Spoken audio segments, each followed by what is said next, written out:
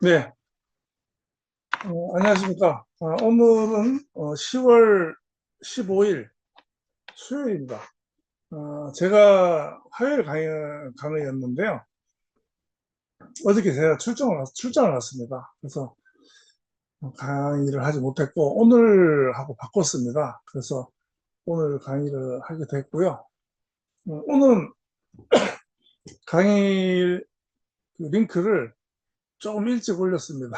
제가 단톡 보니까 링크를 늦게 올린다고 이제 좀 말씀을 많이 하시던데, 오늘은 제가 어저께 강의를 준비해놨기 때문에 조금 이제 일찍 올렸습니다. 올리고, 오늘은 보니까 이제 많이 접속을 많이 안 하신 것 같아요.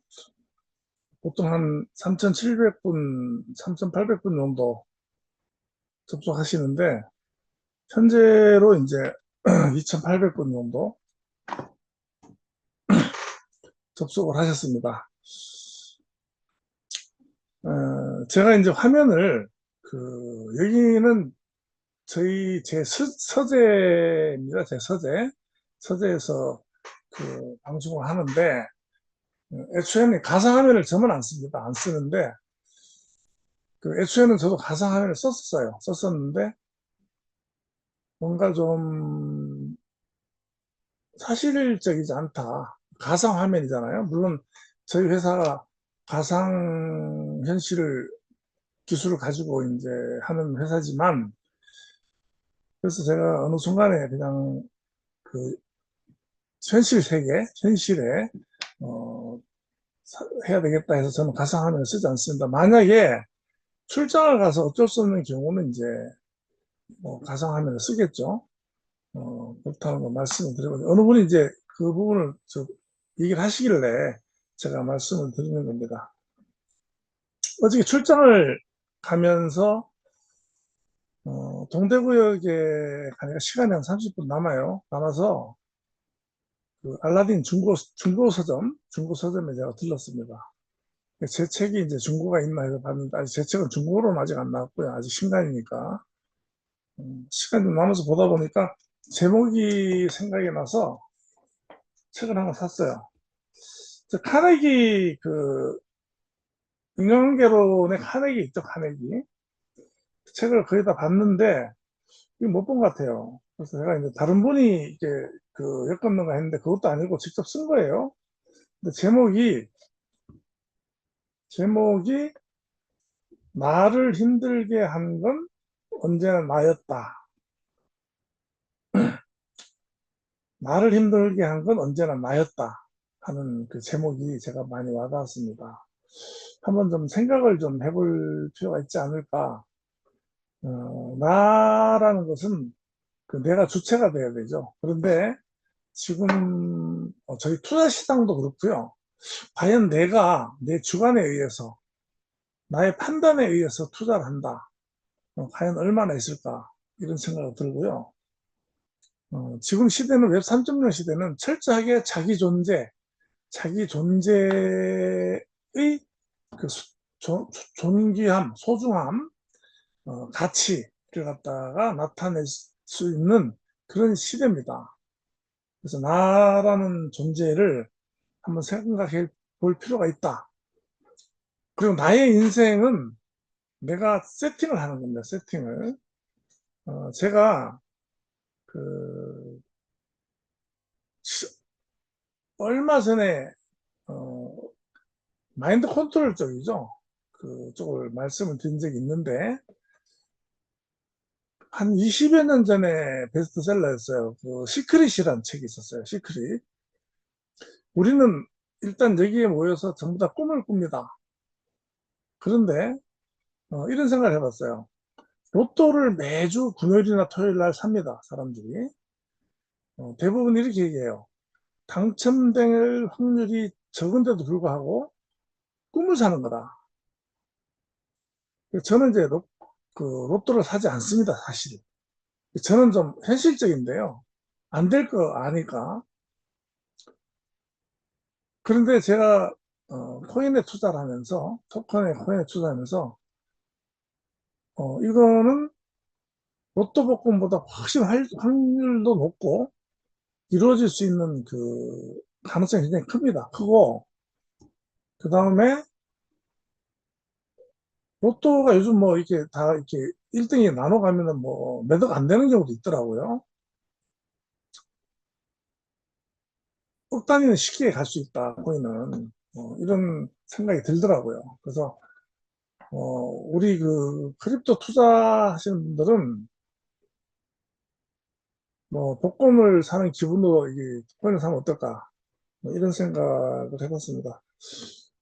그래서 이제 그 시크릿이라는 그 책에 나오는 내용이 실제 사례들이 나와요. 거기는 실제 사례들이 나오는데 어떠한 사람이 이제 성공을 했어요. 부를 이뤘어요. 한 40대 정도 될 겁니다. 이 사람이 이제 20대부터 어떤 목표를 가지고 일을 했어요. 그래서 드디어 40대에 크게 성공을 해서 꿈에 그리던 이제 저택을 구입한 겁니다. 그래서 큰 저택을 사서 이사를 했는데 그동안은 계속 이제 그 짐을 싸서 이사를 다녔기 때문에 풀지 못한 짐들이 있었어요. 그런데 이제 짐을 풀다 보니까 이제 아들이 들어와서 어떤 액자를 가리키면서 저 액자가 뭐야? 이렇게 물어봅니다. 그 액자에는 저택 사진이 들어있었어요. 그러니까 아빠는 대수롭지 않게 저 액자에 있는 아빠가 젊었을 때 성공하면 저런 집에서 살아야 되겠다 하고 꿈을 그리면서 그 항상 걸어놓고 보던 액자다 이렇게 얘기를 했습니다. 그 얘기 듣고 이제 꼬마가 나갔다 들어왔다 하면서 놀면서 어른들 일을 하면 애들 놀잖아요. 새 집에 갔으니까. 한참 있다 쫓아 들어와서 하는 말이 아빠 저 이 사진 있는 집이 지금 우리 집이야 이렇게 얘기하는 겁니다. 근데 아빠도 몰랐죠. 딱 봤는데 실제로 자기가 그 액자에 봤던 그 저택을 자기가 구매를 한 겁니다. 그게 한 사례로 나와요. 그래서 거기서 나오는 게 시각화입니다. 시각화.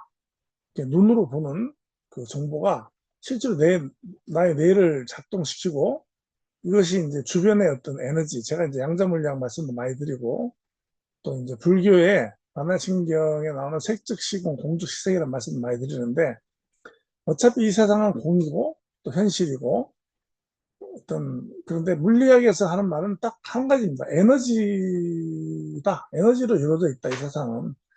그래서 어떠한 에너지가 응축이 되느냐에 따라서 환경이 바뀐다는 겁니다. 상당히 신빙성이 있고요. 제가 그것을 많이 체험을 하고 살았습니다. 제가 이제 서표를 전번에 보여드렸는데요. 잘 보이나요? 빛 때문에 안 보이죠?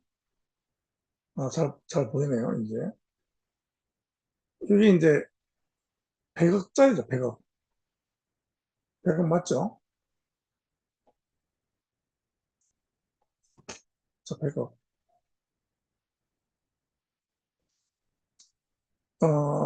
물론 이 수표는 진짜가 아닙니다. 진짜가 아닌데, 제가 애초에는요, 1억이 없었어요. 1억이 굉장히 큰 돈이에요, 없으니까. 1억짜리 수표를 지갑에 넣고 다녔습니다. 그것도 이제 가짜죠. 그런데 실제로 얼마 지나지 않아서 1억이라는 돈이 생겼어요. 그 다음에 제가 10억짜리 수표를 가지고 다녔습니다. 지난번 작년도인가요? 하여튼 제가 강의 때 한번 보여드렸어요. 그런데 10억이 또 생겼습니다. 그래서 그 다음에는 이것을 그대로 갖고 다닌다고 말씀드렸죠. 돈 자랑을 하는 게 아니고 사실 이 투자 시장에서 그리고 크립토 코인 투자 시장에서 정말 그 부를 이루면 순식간에 진짜 몇백 배, 몇십 배도 갈 수가 있다. 허황땡이 아니죠. 한때 도지 부자들이 많았죠, 미국에. 도지 코인 뭐 100만 원 가지고 있다. 그게 조 단위가 되고 이런 경우. 그래서 실제로 이런 꿈을 꿨느냐, 꿈을 꾸고 그 꿈을 실현하기 위해서 얼마나 노력을 하느냐, 그걸 실현하기 그냥 생각만 하고 있느냐. 제가 말씀드릴 때 관상용 꿈과 현실적인 꿈은 다르다. 관상용 꿈은 그냥 말 그대로 보기 좋은 꿈이죠. 이루지 못할 꿈, 이루려고 생각하지 않는 꿈, 그냥 보기 좋기만 하는 꿈이죠. 그런데 실제로 이룰 수 있는 꿈을 꿔야 된다. 그 꿈은 현실로부터 시작되는 게 아니에요. 현실을 내려다보면 그 꿈은 다가갈 수가 없는 너무 먼 거죠. 그런데 그 꿈으로부터 거꾸로 되짚어 봐야 되는 겁니다. 그 꿈을 이룰 수 있다 그러고 현실에서는 봤을 땐 도저히 계산이 안 나와요. 그런데 그 꿈을 봤을 때 이룰 수 있어야 되는 거예요.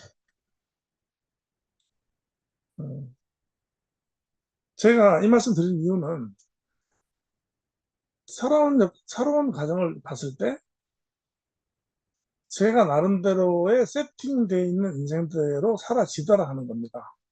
그런데요, 너무 소박해가지고 큰 꿈을 세팅하지 못했어요, 제가. 그래서 항상 약하게 해왔습니다. 그런데 제가 어느 순간에 그 이치를 깨닫고 세팅을 좀 세게 해봤습니다. 근데 그게 이루어져요. 사실 제가 원래 책을 2권 신간을 냈는데 제가 마음속에 몇 년 전부터 어, 이 정도 살았으면 책은 한 5권 정도는 남기고 죽어야 되지 않을까 이런 생각을 하면서 언젠가 책을 출판해야 되겠다 이런 생각을 하고 살았어요.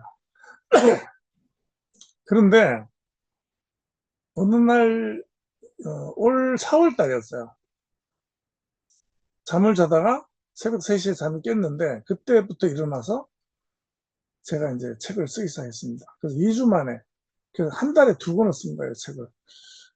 저도 신기할 정도로 그 한 달이라는 시간을 책상에 앉아서 보내면서 집에서도 깜짝 놀랄 정도로 집중력 있게 했거든요. 그 뒤에 제가 원고를 봤을 때는 제가 썼는 게 믿기지 않을 정도로 내용이 생소했어요. 그런 경험을 했고, 사실 이제, 우리 회사 내용이 들어가 있는 웹 3.0이라는 책이 어저께 울산 도서관에서 그, 도서로 선정이 됐어요. 그래서 담당자한테 저자 강연을 5차례 해달라 하는 요청을 메일로 받았습니다. 저는 책을 써놓고 이 책이 그렇게 뭐 인기가 있으리라고 생각도 안 했고, 그, 그냥 책을 쓴 걸로 만족을 했습니다. 그런데 사실은 제가 마음속에 꿈은 있었어요. 작가라 그러면은 세바시 정도에 나가서 15분짜리 강연을 해야 되지 않느냐. 그런 꿈을 꿨었는데, 어쨌든 이것이 이제 현실로 조금씩 이루어지는 느낌이 들어요. 그래서 제가 오늘 수표를 보여드리고 한 것은 뭔가 좀, 어, 어떤 계획을 세우고 세팅을 해놨을 때는 마음이 좀 굉장히 푸근해지는 걸 느껴요. 막연하게 투자 시장에 뛰어들어서 분산 투자를 하든 뭐 투자를 해놓고는 그냥 있는 것이 아니고 이것이 이루어지기 위해서 어떤 세팅을 한다. 내 마인드 세팅을 하는 겁니다. 했을 때 이루어질 수 있는 확률이 굉장히 높다. 이제 현재 과학자들도 이런 부분 연구를 많이 하고 있어요. 그래서 이제 제가 꼭 권해보고 싶은 것은요, 시각화하는 거예요. 시각화. 메모로 하고. 어떤 아이디어가 떠올랐을 때 메모하고, 그, 노트북, 이 전화기 메모 기능이 있지 않습니까? 할 수 있고. 그럼 대부분 하시는 말씀이 눈이 안 보인다. 침침하다. 보이게 해야 되죠. 보이게 해야 되고, 어떤 방법을 찾으면 됩니다. 방법을. 이런 나에게 있는 문제를 해결해 나가면서 사는 것이 숲을 헤치고 나가는 거죠. 그래서 목적지에 도달할 수 있는 길이다. 이렇게 이제 말씀드리고 싶습니다. 제가 얼핏 듣기에는 뭐 자랑한 것밖에 없는데요. 저는 진심으로 드린 말씀인데, 이런 생각들이 꿈을 갖다 저기 이룰 수 있는 그런 기회가 된다. 그래서 우리가 이제 메타F 그룹에서 만나서 이런 오늘 같은 시간에 지금 3,300분 들어오셨네요. 모여서 얘기를 하는데, 이 중에는 분명히 온 해놓고 그냥 계시는 분도 있을 거고, 안 듣고 계시는 분도 계시고, 그냥 귀로만 듣고 계시는 분도 있을 거고, 또 집중적으로 듣는 분도 있고, 여러 형태의 지금 그 들으시는 분들이 있을 겁니다. 왜 여기에 이 시간에 앉아 있느냐는 거죠. 귀한 시간에, 굉장히 귀한 시간입니다. 특히 5, 60대 정도의 나이에는 시간만큼 귀한 게 없죠. 단지 어떤 캐시라든지, 지금 이제 캐시가 아니고 이제 USDT로 나갑니다. 참여 수당이라든지 이런 부분 때문에, 순수하게 좀, 그거는 들어오는 거지만 내가 여기서 뭔가 하나 얻어가야 되겠다 한다면, 굉장히 좋지 않을까. 그리고 이제, 단톡에서 보면 이제 강사들에 대해서 말씀들 하세요. 강사를 받고 일하지 않느냐. 사실은 강사료는 안 받습니다. 저희도 USDT로 해서 들어옵니다. 들어오고 그전에 캐시로 들어왔고요. 그런데 그것을 보고 일주일에 한 번씩 준비해서 이렇게 줌 강의를 할 수는 없다고 봅니다. 저는. 저 같은 경우는 매 회차마다 준비를 해서 따로 해야 되기 때문에 어떠한 가치를 두느냐, 어디에 두느냐 가치를, 이런 부분이 음, 한 존재의 앞날을 갖다가 어떻게 발전시켜 나가느냐 하는 부분이 되지 않겠나, 이런 생각이 듭니다. 그래서 어, 기업에서 많이 써요. 기업 교육하면 시각화하는 거, 눈으로 계속 보는 거죠. 그래서 뭐 또 심리학에서는 피그메리온 효과라고 해서 눈으로 계속 보면 그 사람을 닮는다. 부부가 닮잖아요. 표정과 마주보고 있으니까 근육이 바뀌고, 그게 피그메리온 효과라고 그러는데요. 심리도 마찬가지라는 거죠. 그래서 내가 부자를 되는 꿈을 계속 꾸고 부자에 대한 어떤 그림이라든지 이런 걸 했을 때 이것을, 이 수표를 어디서 구하겠냐는 겁니다. 이 수표를. 물어보세요, 어떤 분들이. 그런데 이것을 구하는 것조차 노력을 안 한다는 겁니다. 그래서 그런 부분을 재미를 붙여야 돼요. 재미를. 그렇습니다. 그래서 제가 진지하고 정말 진심으로 말씀을 드렸고요. 건강이 되게 중요하죠. 건강이. 어, 저는 지금 건강 루틴 세 가지를 하고 있는데요. 하루에 1시간 운동하는 거, 그 다음에 소금물 먹는 거, 그 다음에 맨발 걷기. 이 세 가지를, 한 가지 운동하는 건 저는 아침에 수영을 하러 갑니다. 그런데 수영을 하는 게 아침에 뭐 8시나 7시 반쯤에 가면은 왕복 시간까지 하면은 뭐 한 2시간 소요가 돼요. 그런데 8시부터 9시까지 수영을 하는데 7시 반에 나가서 집에 오면 9시 반이에요. 근데 사실 그 시간은 어떻게 하면 그냥 울렁뚱땅 지나가는 시간이거든요. 거기서 뭐 집에서도 나갈 때 외출할 때 씻고 하면 30분 잡을 거고, 그거는 그 안에 포함되니까. 그리고 아침 시간에 이제 이것을 정해놓은 이유는, 아침 시간에 정해놓으면 그 빵꾸가 안 나요. 뭐 점심이나 저녁에 해놓으면 약속도 생길 수 있고 갑자기 일이 생길 수가 있지만 아침에만큼은 지킬 수가 있다. 그리고 전날 늦게 자거나 술을 먹거나 하면 안 되겠죠. 이제 그런 부분.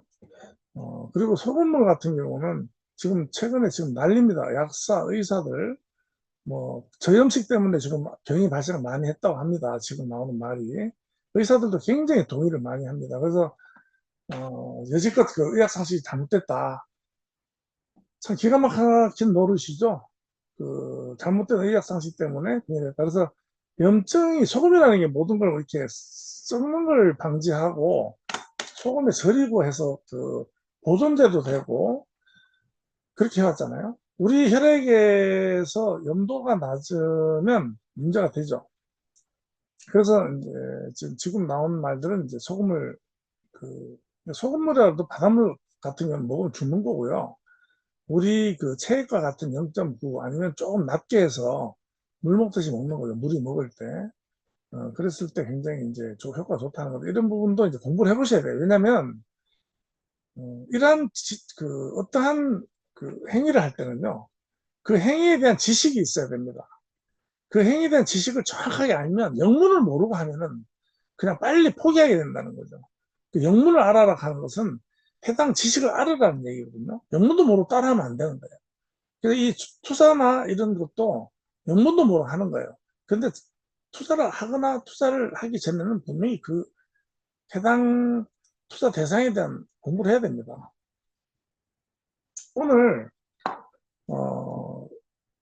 선릉 사무실에서 강한철 회장님이 강의를 하셨어요. 2시부터 3시간 하셨습니다. 그래서 지금 한국에 계시는데 월, 수, 금 이렇게 3일간 방송을 한번 하실 거예요. 그래서 하루에 3시간을 하시는데 정말 거기를 지방에 좀 한번 가보셨느냐, 강한철 회장을 바로 앞에서 한번 봤느냐, 또 질문을 해봤느냐, 그 문을 봤느냐 하는 부분, 이런 부분도 한번 묻고 싶습니다. 정말로 내가 애정이 있고 투자 대상이잖아요, 회사가. 저는 이 투자가 잘 된다, 못 된다 이런 소리는 하고 싶지 않습니다. 투자는 다 본인이에요, 본인. 본인이 공부해서 하는 거고. 그래서 직접 공부가 안 되면 찾아가서라도 할 수 있는 그런 기본적인 마인드가 돼야 된다. 그렇게 생각을 합니다. 그래서 한 저는 이제 다음 주 월요일이나 수요일쯤에 저도 이제 서울 선릉을 가서 회장님도 한번 뵙고 제가 아직 책을 못 드렸어요. 책을. 그래서 책도 좀 드리고 책도 좀 소장님도 책도 좀 팔아야죠. 저는 책을 팔아야 되니까. 네. 그래서 서울 방문해서 강의도 한 3시간 들어보고 그렇게 할 예정입니다. 10월 10일 날 아침 6시 10분에 난리가 났습니다. 저는 그때 제가 스마트폰으로 제 저 투자 자산에 대한 정보를 보고 있었는데요. 갑자기 급락을 하는 겁니다. 어마어마하게 모든 크립토 자산들이 폭락을 하기 시작했습니다. 10%, 20%까지 폭락하는 거예요. 전쟁이 났나? 이 원인을 폭락하는데요. 미국발이니까. 우리는 아침이었죠. 엄청난 폭락을 했습니다.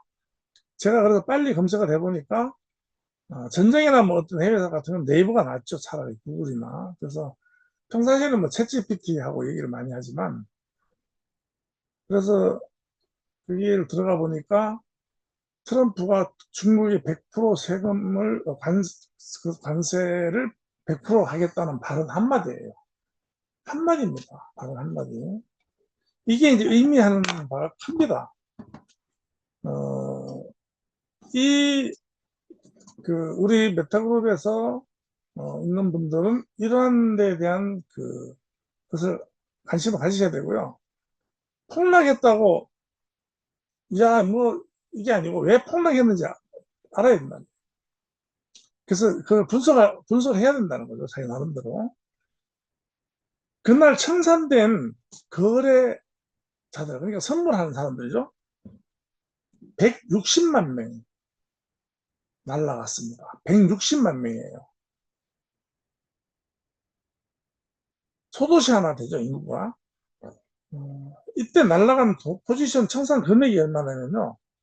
195달러인데 하나로 2경 5,650조입니다. 이게 한순간 사라진 거예요. 현물 시장이 지금 코인에 약 5,300조, 한 5,400, 500조 됩니다. 선물은 지금 이제 2경 5천조가 나오는 이유는 이제 포지션 레버리지 때문에 그래요. 레버리지 때문에. 레버리지 10배를 잡았을 때 이런 금액이 나오고, 선물에 베팅된 금액은 제가 생각했을 때는 현물의 반 정도 2,500조 정도 일 겁니다. 이게 다 날라갔어요. 그러니까 선물은 이제 사실은 하면 안 되죠. 선물은. 뭐 이제 공매도 선물 뭐 이런 거 있잖아요. 근데 이제 그런 부분에서 지금 그 엄청난 그 시장이 이제 폭락을 하고 이제 그게 저 같은 경우는 그것이 살 수만 있으면 바로 들어가면 사는 거죠. 근데 예비 자금이 이제 없다 보니까 살지 못하고 그리고 그 중앙거래소에서는 작동이 안 됐습니다. 살 수가 없었어요. 지난번 작년 11월 계엄 사건 때 마찬가지로 잠겨버리고 거래가 안 되고 있었는데 거기에 대해서 또 이제 그 탈중앙 덱스들은 전부 다 원활하게 작동이 됐습니다. 그래서 여기서도 지금 분명히 이제 중앙거래소에서는 힘이 작용하는 거죠. 제가 봤을 때. 오히려 이제 중앙거래소에서는 뭔가 좀 바이낸스가 거기서 촉진했다 이런 말들이 드는데 거기에 대해서 오늘 말씀을 좀 구체적으로 드릴게요. 거시경제적 의미에서 봤을 때 정치 발언 하나가 글로벌 자산을 갖다 흔드는 시대가 된 겁니다. 과거에는 이렇지 않았어요. 특히 그 블록체인 그 크립토 시장 같은 경우는 말 한마디가 모든 경제가 다 초연결돼 있다는 겁니다. 초연결 사회에는 이런 데이터나 그 정보통신망만 초연결이 된 게 아니고 그 정보통신망을 통해서 모든 정보가 흐르기 때문에 대통령 발언이 선물시장을 때리고 선물시장이 현물시장, 현물시장이 자산시장, 그다음에 그 어떤 그 자원시장 모든 시장을 순식간에 동시에 타격을 때려버리는 이게 이렇게 크게 이제 무너지기 시작하는 거예요. 이거는 이제 세계 공급망의 재편이라고 볼 수 있다. 인플레이션이 또 재확산되고 미국이 지금 금리 인하하는 추세로 갔었는데 지연됐습니다. 저도 제 자산이 엄청나게 손실이 있었는데 저는 확신했죠. 이거는 하루짜리다. 하루나 이틀짜리다. 정확하게 24시간 뒤에 거의 7, 80% 회복이 됐습니다. 그리고 이제 약간 그 밑에 빠진 상태에서 움직이고 있는데, 그래 결국 이제 올라갈 것도 올라가고, 지금 사실은 불장이거든요, 불장. 불장 초입에 있습니다, 지금 그 코인 크립토 시장은. 뭐 유튜버는 이제 입장권을 갖다가 검사했다, 이렇게 표현하더라고요. 이제 불장 초입에는 이런 대폭락이 한 번씩 옵니다. 근데 이건 요번에 이제 트럼프 발언 플러스 바이낸스의 어떤 그 조작설 이런 걸로 인해 가지고 대폭락이 돼버린 거죠. 그래서 이제는 바닥다지기를 탄탄하고 올라갈 수만 남았다 이렇게 이제 얘기가 나오고 있고요. 어, 글로벌 경제의 불확실성이 이제 이런 부분에서 이제 되는 거죠. 이거 이제 블랙스완이라고 그러죠. 블랙스완 검은 그 맥주인데 그러니까 불확실성 변동을 얘기하는 겁니다. 이런 것이 1년에 한 3번 내지 4번 옵니다. 그러면 사실 있죠. 자금이 있다면 블랙스완만 때려잡아도 돈을 벌 수가 있다. 이따가 폭락하면 무조건 들어가는 겁니다. 예를 들면 과연 그럴 배짱이 있느냐. 공포에 사는 거죠. 항상 얘기하죠. 공포에 사고 환희에 팔아라는 말 있잖아요. 소문에 사고 뉴스에 팔아라. 뉴스가 나오는 것은요, 이미 그 정보는 유통이 다 된 겁니다. 큰 손들은 이미 다 그 정보를 미리 알고 다 작동을 한 다음에 껍데기만 나오는 거라고 보면 됩니다. 이 거대한 음모고요. 이 세상은 결국은요, 내 개인, 그 사람도 개인인데 트럼프도 개인이고 옐친도 개인이고 뭐 시진핑도 개인입니다. 자기 배 아프면 자기 배 아픈 거예요. 무슨 그 사람들이 무슨 인민을 위해서 국민을 위해서 대단히 희생할 것 같습니까? 실제로 그렇지 않습니다. 그 사람도 지 배 채우기 바쁜 거예요, 전부 다. 절대로 그런 생각하면 안 된다. 냉정해야 된다는 겁니다. 금융구조적인 의미로는요, 레버리지 경제에 이제 도미노 리스크가 왔다. 이제 아까 말씀드렸다시피 이제 요번 그 선물시장 붕괴의 특징은요, 롱숏 상하방이 전부 다 깨진 거예요. 이런 경우가 없는데, 전부 롱에다가 많은, 그러니까 오를 것에다 많이 베팅을 했는데, 트럼프의 말 한마디에 폭락하면서 롱이 다 청산돼 있죠. 그러면 숏에서 먹어야 되는데 롱에 청산되다 보니까 그걸 복구하기 위해서 다시 그 하는 과정에서 숏 레버리지까지 다 청산, 위아래 치고 들어오면서 다 망해버린 거예요. 이런 경우 없었다고 그러네요. 저도 선물은 저는 뭐, 저 괜히 그 터보 사기 때문에 알려고도 하지 않는데, 그렇게 됐고, 기술적인 의미는 뭐냐면, 요번에 이제 이런 사태로 더 두각을 나타낸 게 이제 블록체인이에요. 왜 그러냐면, 블록체인은 원래 이제 탈중앙이기 때문에, 그, 덱스, 정확히 말하면 뭐, 탈중앙 거래소가 원칙적이에요. 그런데 대부분 우리는 자산을 갖다가 지금 거래를 갖다가 업비트라든지, 파이낸스라든지, 뭐, 미국에 같으면 뭐, 코인베이스라든지 이런 데다가 거래하는 전부 이게 중앙화 거래소거든요. 중앙화 거래소가 문제가 된 겁니다. 그래서 그때 그 탈중앙 거래소들은 프로토콜이 멈추지 않고 정상적으로 작동을 했습니다. 그래서 그 블록체인 진행에서 주장해온 탈중앙 인프라는 위기에도 멈추지 않는다라는 말을 실증적으로 보인 사건으로 평가가 된다. 사회심리학적으로 봤을 때는 시장 신뢰에 시험되다 160만 명이 하루 만에 포지션을 잃었다는 것은 단순한 수익 손실 문제가 아니라 선례 기반이 흔들린 집단적 충격이라고 생각을 합니다. 그래서 이제 이것은 이제 심리적으로 시장은 조작이 된다는 인식이 강화됐다. 시장은 무조건 조작됩니다. 거대한 작전입니다. 옛날에는 어떤 특정 주식을 놓고 작전을 했죠. 근데 어차피 전부 다 작전이에요. 전부 다 작전입니다. 믿으면 되지 않는다. 그 다음에 이번에 개인 투자자들이 시장을 전부 다 이탈을 많이 했습니다. 그래서 일부는 탈중앙화 자산 쪽으로 이동하는데 비트코인 현물 보유 뭐 이런 쪽으로 많이 갔고요. 이 사건은 투자자들의 행동 변화를 촉발하는 계기가 될 가능성이 크다.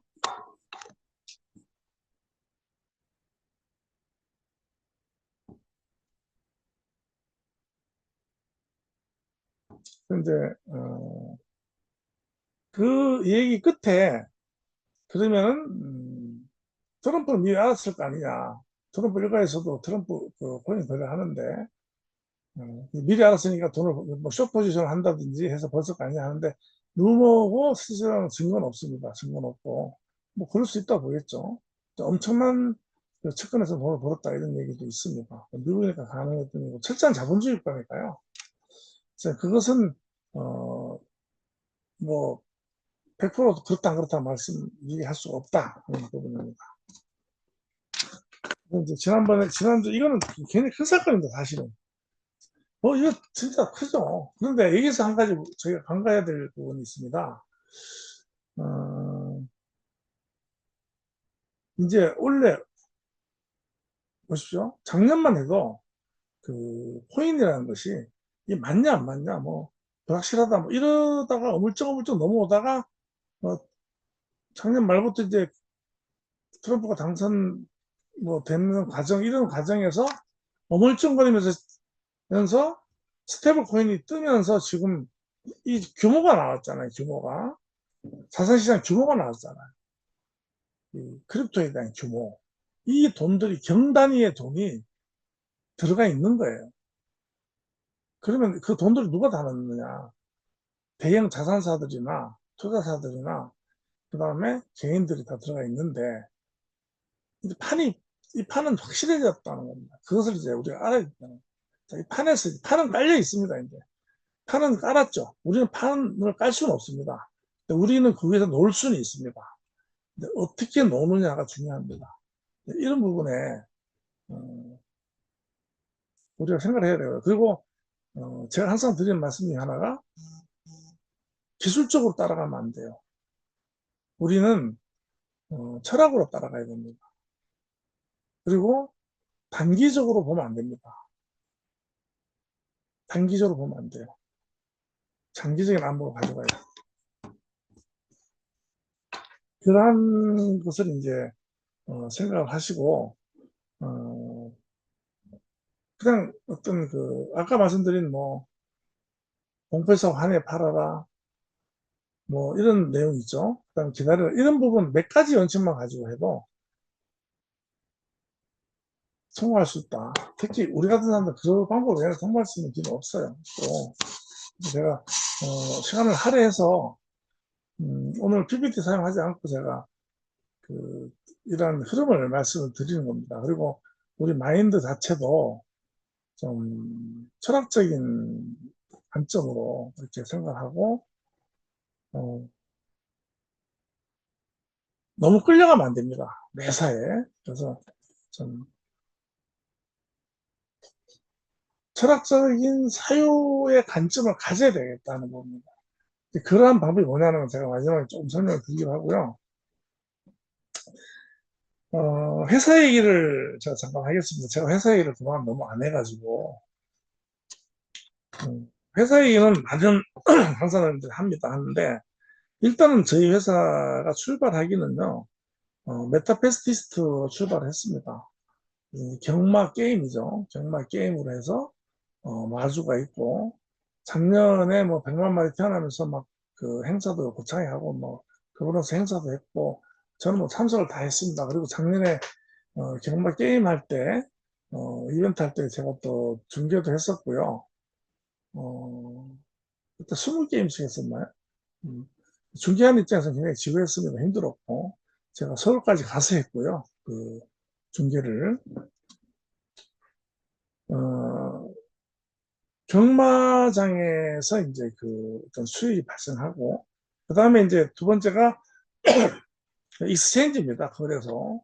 거래소 연결돼 있죠. 그래서 이 거래소에서 선물이 이제 포함되어 있죠. 우리나라 거래소는 다행스럽게 이제 선물 기능은 없어요. 이제 정부에서 허용하지 않기 때문에 업비트나 비싸면 이런 데 가면 선물이 없습니다. 그런데 뭐 OKX라든지 파이낸스 같은 선물 기능이 있죠. 그래서 이제 그 선물에서 파생되는 이런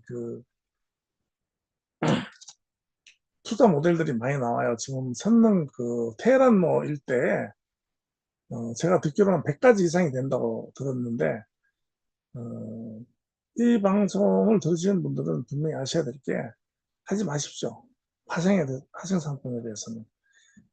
지금은 아닙니다. 지금은 아닙니다. 어, 만약에 이제 거기서 거래되는 것이 뭐 두 가지 코인이나 토큰을 사용하는데 이미 생태가 형성되어 있다거나 괜찮은 코인 두 개를 뭐 예를 들면 이더리움과 비트코인을 묶어놨다든지 뭐 이더리움 솔라나를 묶어놨다든지 뭐 이더리움 2%가 이렇게 한다면 하세요. 근데 절대로 그런 파생 상품이 없습니다. 한쪽은 USDT일 거고 한쪽은 듣도 보도 못한 토큰입니다. 하면 안 됩니다. 하지 마시고요. 음, 몇 배를 번다는데 꼽혀가지고 이 과정에서 일어나는 그 리스크를 안 보는 겁니다. 그 정도 통찰이 있으셔야 돼요. 투자하시려면은. 그래서 이제 메타베스트는 이제 이 두 개의 수익이 우리 그 지분 코인, S 코인 이렇게 발행하는 데서 나오는 구조로 되어 있고 이것이 온체인화 됐을 경우는 자동으로 돌아간다 하는 게 이제 목표입니다. 목표.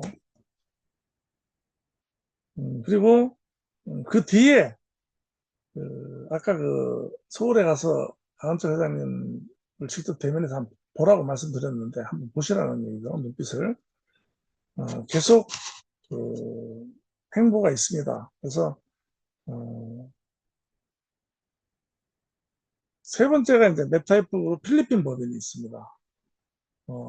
그게 올 초죠, 올 초. 올 초부터 이제 필리핀 쪽에 진출했어요. 지금 눈에 띄는 실적은 메타 에이스라고 이제 슬롯 머신인데요. 저는 지난번 연수 때 가서 한번 봤는데, 재밌어요. 재밌고, 메타에이스에 나오는 그 프로그램은 다릅니다. 이쪽 말이 다릅니다. 말도 다르고, 그거는 이제 폐쇄형이에요. 온체인형이 아니고, 그냥 말 한마디로 이제 슬롯머신이에요. 슬롯머신. 게임기입니다. 게임기. 근데 그게 굉장히 지금 생산도 많이 되고, 그 유수도 많이 들어오고, 지금 각 카지노들하고 이제 협상 중이고, 성과 있는 걸로 알고 있는데, 어떤 분이 질문을 해요. 메타이스가 어떻게 수익이 어떻게 되냐. 메타이스가 이제 과연 이제 우리 회원들 수익으로 들어오느냐 하는 부분인데, 이 부분을 놓고 지금 몇 프로를 할 것이냐 하는 부분이 논의 중이다라고 제가 이제 답을 받았고요.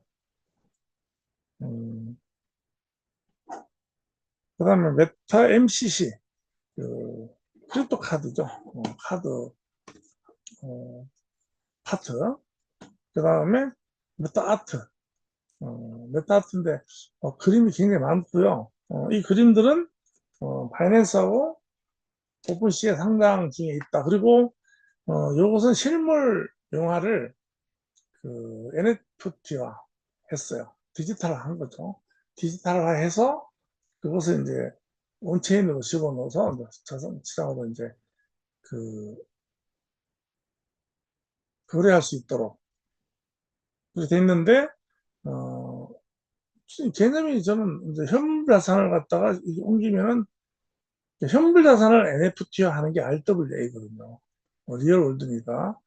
그리고 이제 현물이 없고 디지털 세계에서 생산된 NFT는 NFT라고 불리고 하는데 NFT라고 얘기하고 이제 여기서 또 토큰이 이제 또 피토큰이 또 발행이 되고 이러한 행보가 계속 있고 지금 이러한 것들이 다 연결이 돼서 회장님이 계속 그 해외로 나와 계시다가 이번 주부터 들어서 본격적으로 어, 강의를 하루에 3시간씩 해서 월수금 하시는 거 보니까 뭐 새로운 어떤 그림이 있지 않나. 네, 그래서 이제 그런 생각이 듭니다.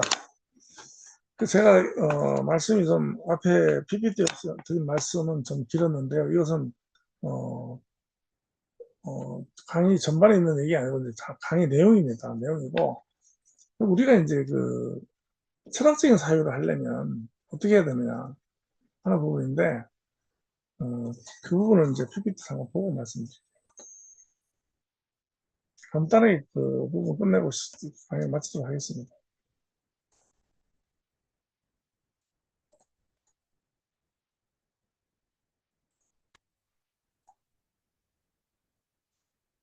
원래 준비한 것은 이제 웹 3.0 시대를 받아들이는 이제 그 우리 방법을 갖다가 이제 말씀드리려고 했는데요. 이 부분 제가 이제 말씀드리면서 다 그 안에 포함됐고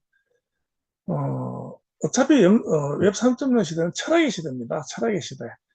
그러니까 웹 3.0 이전에는 지식의 시대라고 저는 봐요. 그래서 지식적으로 다 받아들여야 되지만 지금은 기술이나 지식이 다 이제 어떤 데이터로 넘어갔습니다. 그리고 이전의 시대는 지식이나 기술이 인간을 따라오는 시점이었어요. 그런데 지금은 이제 지식이나 기술이 인간을 초월합니다. 그래서 우리 인간이 이 기술과 지식을 이해를 하려고 하면 이해할 수 없어요. 그래서 이 AI라든지 이런 그 데이터가 지식은 인간보다 많을 수 있지만 이 지식을 활용하고 이 지식을 갖다 잘 구성하고 하는 것은 인간이 할 수 있는 거예요. 그래서 그것을 다루려면 철학이 있어야 되는 겁니다. 지식을 다루려면 지식보다 상위에 있기 때문에 어, 이런 풍부한 지식과 기술을 다루기 위해서는 철학적인 사고가 필요하다는 겁니다. 철학은 답을 내놓기보다 답이 가능하도 문제의 바탕을 재구성한 지적 행위다. 인간이 자기 자신과 세계를 이해하려는 가장 근본적이고 불가능한 시도라고 말할 수도 있다는 거죠. 자기 자신과 세계를 이해하려는 시도. 이러한 철학의 시도가 인간을 발전시킨 겁니다. 일단 철학은요, 기존 지식을 배워야 돼요. 기존 지식을 통해서 생각하는 법을 배우는 겁니다. 제가 그랬잖아요. 학사 논문을 쓸 때는 세상에 있는 지식을 찾는 것이고, 석박사 논문은 없는 지식을 만드는 것이다. 고등학교 때까지는 있는 지식을 반복 학습하는 것이고, 대학교 공부는 있는 지식을 찾아서 조합하고 논리를 피는 공부를 하는 거고요. 그 다음에 석박사는 기존에 있는 지식 외에 없는 지식을 새로 창조하는 것이다. 라고 얘기했는데, 없는 것을 다시 만드는 것, 이것이 철학이에요. 근데 철학이라는 것은 철학자만 하는 것이 아니고 중국의 사람이 고민하는 게 철학이 아니고요. 세상을 살아가는 각계각층의 모든 사람들이 어느 정도 경지에 올라가면 철학이 생기는 겁니다. 근데 이 철학들은 어느 경지에 올라가면 다 만나게 되면 다 같은 맥락이 이제 흐르는 맥락이 있다는 겁니다.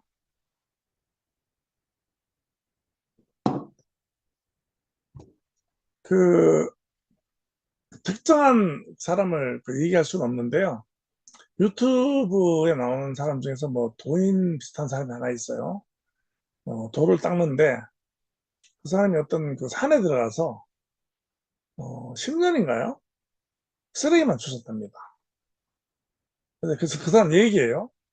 내려왔는데 추종 세력이 많은 유명한 사람이 됐어요. 됐는데 이 사람은 쓰레기를 주시면서 돌을 닦은 겁니다.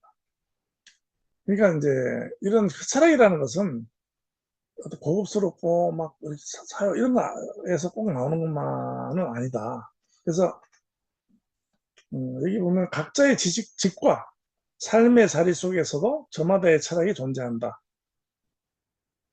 그러나 철학의 세계로 깊이 들어갈수록 우리는 깨닫는다. 모든 분과와 활동의 철학은 결국 서로 통하며 하나의 보편적 사유의 장으로 모인다는 것을. 음악을 잘 하는 사람이 바이올리니스트가요. 어떤 분들은 평생 바이올린만 해요. 그분은 이제 바이올리니스트로서의 이제 장인이죠. 근데 어떤 분은 바이올린을 치다가 편곡을 하면서 지휘자가 돼요.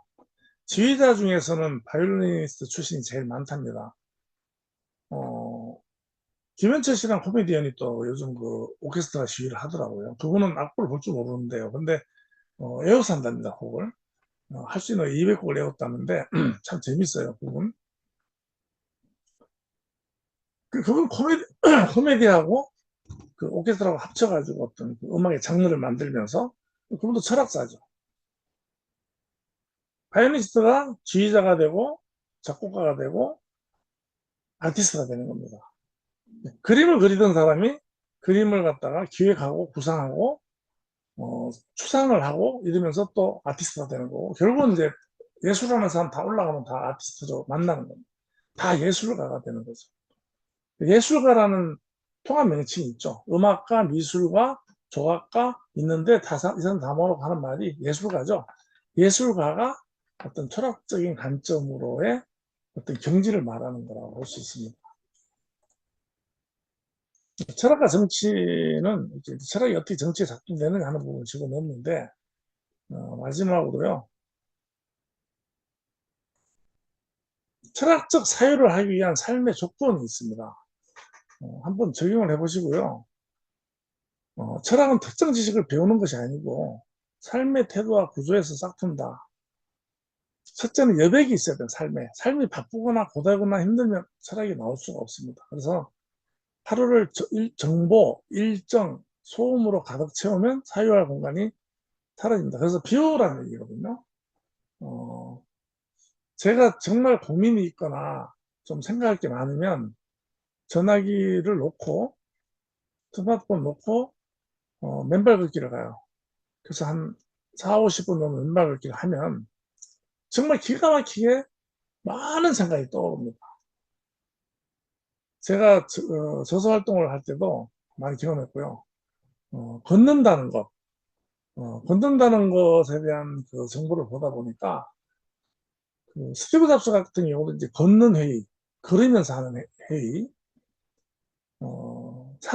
산책하면 귓가에 천사가 속삭입니다. 이런 경험도 있어요. 이 걷는다는 게 굉장히, 그 다음에 연인 간에 팔짱 끼고 걷죠. 이런 거, 마주 보느냐, 함께 같은 곳을 보느냐, 이런 차이도 있고요. 그래서, 어, 걷는다는 자체가 굉장히 그 여유롭습니다. 그래서 집 밖으로 나가서 이런 그 여백 공간을 두는 거 중요하다. 의도적으로 멍 때리기, 침묵의 시간, 조용히 이제 있어 본다든지, 이런 부분이 이제 여백이 있는 삶이 있어야 된다. 그 다음에 타자와의 대화. 제가 느끼는 건데요. 제가 어떤 아침에 책을 보거나 생각을 통해서 얻은 생각을 공유할 수 있는 사람이 있으면 대화를 하다 보면요. 그것이 씨앗이 돼서 더 큰 생각이 나옵니다. 서로 얘기를 하면서 말씨를 키우는 거죠. 그래서 그것이 이제 내 머릿속에서 완성이 되더라고요.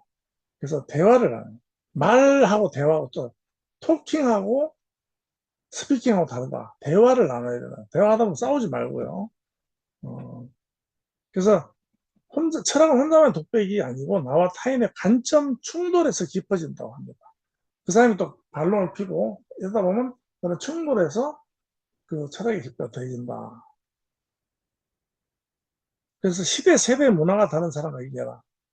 젊은 사람하고도 얘기하고, 나이 든 사람하고도 얘기하고, 또 다른 포지션에 있는 사람하고도 얘기하면서 나의 생각을 검증받는 과정을 가져야 된다는 겁니다. 그래, 이제 싫어하는 거 있죠. 다층독 독서. 여러 분야를 봐야 된다. 하나의 그 김승현 회장인가요? 이승현 회장인가? 그 아버님 그 선대 회장도 대단한 분인데, 장제에 보면 쓸모 없으면 쓸모라는 게 있습니다. 쓸모없는 게 없다는 얘기죠. 쓸모없으면 쓸모란 말은. 그런데 큰 그릇이 되기 위해서는 쓸모없는 것이 없다라는 말을 했더라고요. 제가 보니까.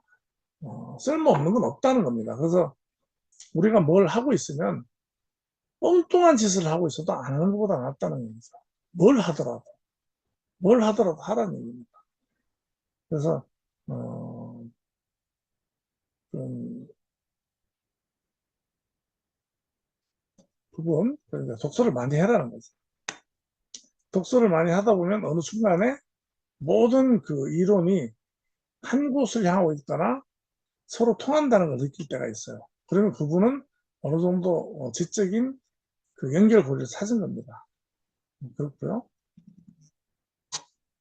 그리고 실천과 성찰의 방법, 뭐 선택을 실행하고 결과 성찰, 새로운 선택 이렇게 뭐 하라는 거 실행하다. 그렇게 했을 때 철학적인 깊이가 더해진다는 겁니다. 오늘 준비한 건 좀 더 있는데요. 이 정도로 오늘 지키고, 요 다음은 다음 시간 할게요. 지금 이제, 이건 이제, 웹 3.0 시대를 얘기했고, 이 시대에 적응하기 위해서는, 그, 우리가 철학적인 관점을 가져야 되고, 이 철학적인 관점을 실행하기 위해서는 어떻게 해야 한다는 것이 이제 그 다음에 나오는데요. 그 부분은 다음 시간 하도록 하고, 오늘은, 어, 이 정도로 하겠습니다. 하고, 전 다음 주에 또 이제 서울 가서 또 선생님 뵙고 또 강의를 3시간짜리 한번 들어보고 그 강의도 요약을 해가지고 말씀드리고 할 수 있도록 그렇게 하고 오늘은, 이거 마치도록 하겠습니다. 오늘 귀한 시간 함께 해주셔서 너무나 감사하고요. 건강한 모습으로 다음 주에 다시 뵐 수 있도록 다음 주는 제가 화요일 날 합니다. 뵙겠습니다. 감사합니다. 마치겠습니다.